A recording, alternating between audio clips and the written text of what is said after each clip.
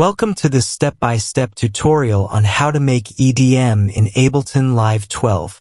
Whether you're just starting out or looking to level up your sound, this guide will walk you through building a high-energy EDM track from scratch. Open your Ableton Live 12 app.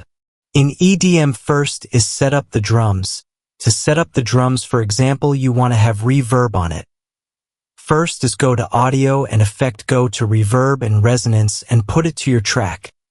Next is the kick. In the kick, this is the best way to do. Go to Plugins. Go to VST. Go to Ref FX and Nexus 3.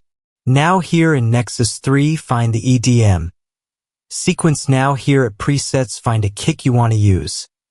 In Ableton, you can remove the unnecessary tone. Just leave the kick alone by removing other. Now you can hear it how it sounds.